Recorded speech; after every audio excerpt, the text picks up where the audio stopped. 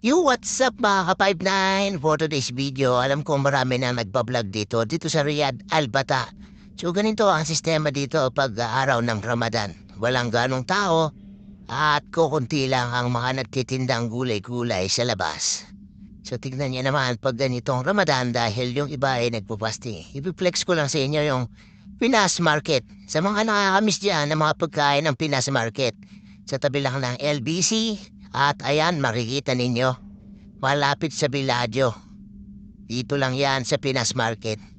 Marami kayong pagpipilian dito dahil halos lahat ng mga bilihin nandito na tulad sa Pilipinas. Kung talagang namimiss nyo ang Pilipinas, pero sila dito mga produkto na galing sa Pilipinas.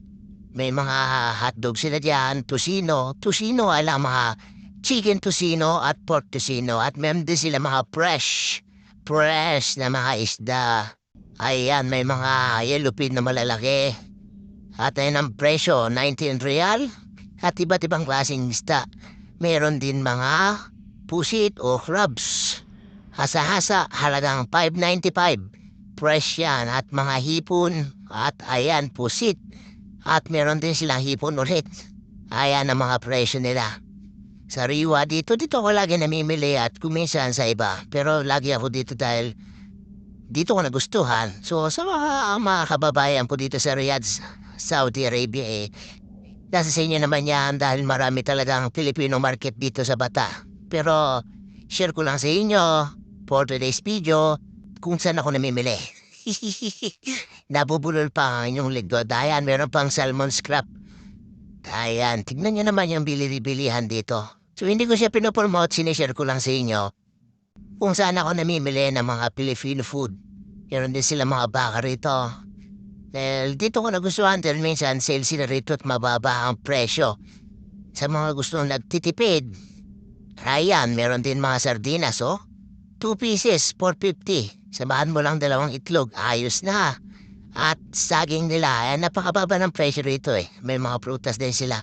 At ayan, kung nami-miss yung mga bagoong o alabang, meron sila rito. Ayan, lakay, bagoong. Ilocano siguro may gawa nun. Ayan, wala nga lang yung pinagbabawal na karne. Dahil wala dito yon. Pero minsan, may nakakalusot pero hindi ko alam kung saan nakakabilo yan. At ayan, meron din silang itlog. Yung itlog na pula galing Pateros. Halagang 7 real at sa mga dried fish o tuyo. Ayan, meron din sila rito. At mga gulay, yan, meron silang mga metal boost ng ampalaya at kung ano-anong gulay nandyan na yan. Grapes, may pinatubong munggo pa. Ayan, napaka-organized at maayos yan, Lady finger, ampalaya, luya. So, lahat ng nasa bahay kubo, siguro nandito. Ayan, kung gusto mo ng fresh coconut, meron din sila. At mais, upo, kalabasa, kamote. Ayan, di ba, parang nasa Pilipinas lang. Kaya yung mga nagsasabi na wala dito sa Saudi, meron po.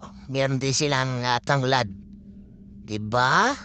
O pechay, kangkong, talbos ng kamuting baging. Meron yan dito, napakarami yan dito. Dahil meron din sa kanilang nagsusupply at ayan, mga dried fish pa ulit. Mga putas, melon. Napakamura lang yan sa Pinas. Lagi akong bumibili rito. Kaya mga juice. Meron din sila dyan mga juice pero bibihira ako bumili niyan dahil napakatamis at gatas.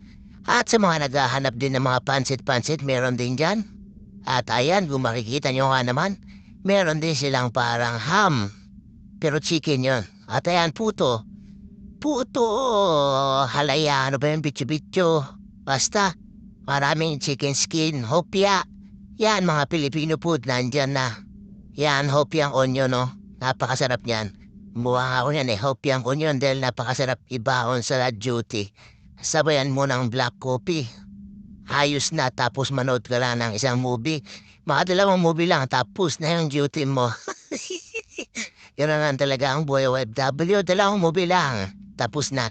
At ayan, sa mga nagda-diet, apple cider vinegar, meron din sila dyan. At sa mga mahilig sa mga mani, o kung ano man mani, siyempre yung mani kinakaya. Huwag kayong red-minded dyan. At ang gustong-gusto ko dito yung kasoy. Napakasarap din ng kasoy niyan, samahan mo sa duty.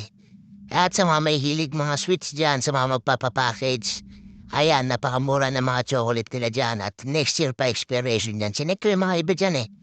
Next year pa at mantika. Merong tinsi, ang sunflower oil.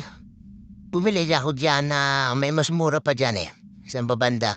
At hanapin mo na pang prito-prito at pang gisa-gisa. Ayan, 10.95 ang Sunny Cooking Oil. Ayan, sa mga magpapapackage. Pwede nila ipapackage yan dahil napaganda ng mantika nila dito. Dahil yung mantika nila dito, hindi tulad sa atin na natutulog.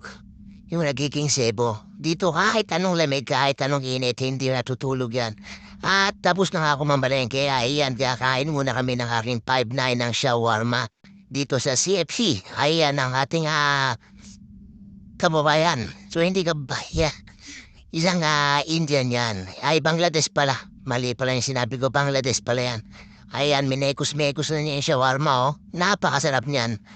Yung bagong dating ako, ito rin ang una ko natikman dito sa Batae. Napakasarap at siyempre Ramadan take-out lang, bawal kumain. Bawal kumain sa mga restaurant na mga open. So, pwede lang take-out at bawal ka rin uminom. So, ganito ang batas dito sa Saudi Arabia. Ang utos ng hari kailan may hindi mababali. Kaya sumunod na lang tayo. Ay ang shawarma na yan, kinain na lang namin sa aming accommodation. At pagkatapos nga namin mag-take out at didiretso na kaming uuwi sa aming accommodation. At ayan, ready na ang mekos-mekos na shawarma. Ang minekos-mekos na shawarma pero masarap yan. Kaya mga kabayan, sa mga gustong pumunta ng Riyadh Al Bataa dyan. Bye-bye!